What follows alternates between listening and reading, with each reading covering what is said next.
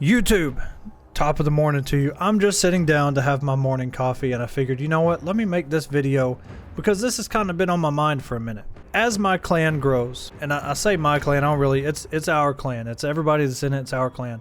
As it grows and we get new people that come in, whether it be people that took a long break or people that are just starting the game, people that are coming back, whatever the case is, I noticed that there's a lot of confusion and there's a lot of different ways people play the game, but I do see some commonalities as well, especially with the newer players. So I just figured I would do this video. This will be part one of a series. I don't even know how long it'll be, but for now, I just wanted to focus on things that you should focus on when you're first jumping into this game, because this game throws a lot at you at once, but also tells you absolutely nothing. That one hit, didn't it? That one hit me. I feel that. Even now, as MR18, I feel that. Which brings us to our first point. This game is massive. I mean, this game is going on a decade old, unless you count the betas and stuff like that, which go even earlier access. Probably one of the biggest games outside of like World of Warcraft and things like, you know, things have been around for literally forever and they just have a huge player base and they grow constantly. This game, after a couple tutorials on movement and the weapons, it just kind of puts you in this orbiter and it tells you, hey, you need to, like, it literally says, hey, get to work, your orbiter sucks. You can focus on doing the star chart, you know, going from planet to planet, doing the nodes and doing the relays to move on to the next planet, those kind of things. That's absolutely fine. And in fact, that's how I played it. I didn't even really touch the story that much. I was going from planet to planet, farming resources, the things that I needed. And luckily I did. Like that, I just chose a very good path for my playthrough. Also understand that when this game gives you your first set of weapons, they are MK1 weapons and they are absolutely ass. If you see any weapon in the market that you buy and it says MK1, I don't care if it's an MK1 Ignis Wraith, that thing sucks. But they are important to use, especially at the beginning. It doesn't really matter what weapon you have because literally anything will kill those enemies. It brings me to my next point about mastery rank. In mastery rank, it goes from 1 to 30, and coincidentally enough, so do your weapons and warframes and companions, and pretty much every single thing within the game goes from 0 to 30. Now, I know there's probably going to be somebody thinking, okay, but technically there's Kuva. I know. Like, we're not there yet. Let's not jump ahead. Take those MK1 weapons, rank them up all the way to level 30, and then once you get them to 30, you might actually keep using them for a while, but understand that you can go to the market and you can buy another Bratton. Now, when I say buy, I don't mean use your platinum, okay? We're talking about in-game currency, and there's a difference here, and you'll see this in other YouTubers' videos because I've seen it as well. The MK1 Bratton, this is the one that is actual butt cheeks, but this one up here is a little bit better, and they count separately towards your mastery rank. If you look at it, it says purchase with currency. Now, some weapons and majority of Warframes and everything in this marketplace is going to have above this purchase right here, it's going to say with platinum.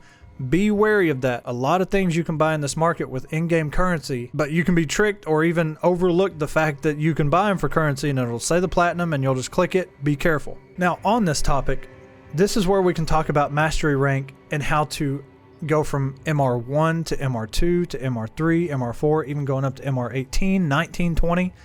It all starts here. When you start using a weapon, rank 0, and you get it to 30, that all counts toward your overall mastery rank. That's how you level up in this game.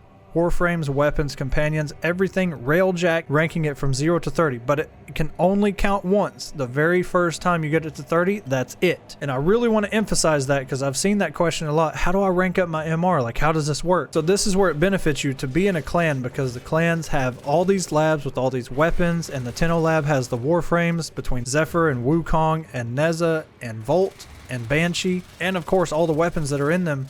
You take all of those things, as long as you have the resources, build them, and then rank them up from 0 to 30.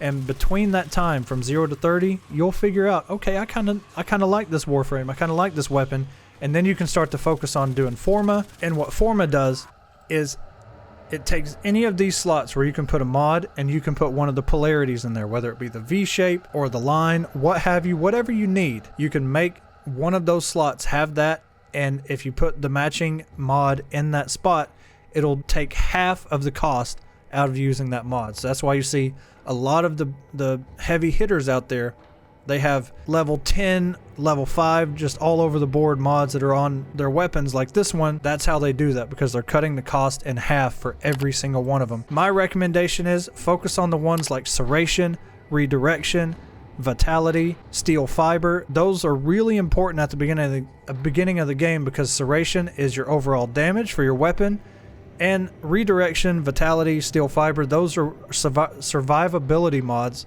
that will keep you alive longer. Redirection is your shield, Vitality is your health, Steel Fiber is your armor, which protects your health. So if you have 500 health and you get shot with a 500 damage bullet, that armor is going to help reduce some of that damage to your health. Now, speaking of mods, I do have a video dedicated to this, but if you don't know, I'm going to do a quick overview. If you're looking at all your mods and you see there's no dots on the bottom of this mod, there's some blue dots on the bottom of this one, or this one right here, it's got a bunch of blue dots on the bottom. The way you do that, you'll need Endo, which is a resource that you pick up throughout the game, throughout some of the game modes, and you use Endo to rank up the mod. Whatever the stats are, it will further increase those stats into an actual powerhouse of a mod, depending on what it is. But even that is a little bit too far focused. You do want to focus on Redirection and Vitality and Serration and those basic mods. I advise you to take your time throughout the planets, farm your resources. On every planet, you literally have this option down here. Or you come down here to Saturn, nanospores, plastids, oricon cells, detonite ampules, it's all right here on the bottom right. Focus on building as many resources as you can, because it's very important. The further you get, the more weapons you buy, the more Warframes you buy, and you want to level those up and increase your mastery rank.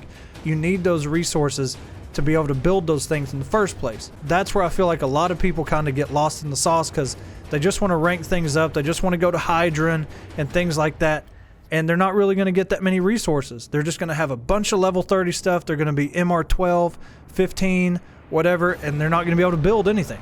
And one last thing, boss nodes on planets. Most every planet has a boss node. They're called Assassinations, and this one is Keladathame. This is how you get regular Saren. Just look for the eyeball with the crown on it on almost any planet, and they all reward some sort of Warframe. Like Venus is Rhino, Phobos is Mag, Saturn is Ember. You know, every planet has its own thing. You can get those for free. These you actually have to go fight the boss, and at the end of the mission, it'll tell you if you got the systems, the neuroptics, or the chassis, but it's guaranteed to have one every single time.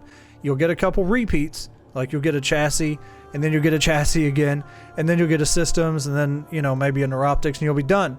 But that's all you have to spend, you know, a little time doing the boss battle, 25 to 35,000 currency in the market, and boom, in a couple days, you'll have a brand new Warframe. So I hope that this video helped. I know that, you know, that this game just throws so much at you, and it really doesn't tell you how to manage it all. And so that's why I wanted to start this little series. I don't know how many parts it'll be, but I hope this helped. If I need to slow down a little bit or cover some more things that maybe you don't understand, put it down in the comments and we will talk about it. I'll talk about it in the next video, or I'll respond to your comment and we'll have a discussion there. Being new to the Warframe content creation side of things and coming from the fighting game community, this has been a real relief.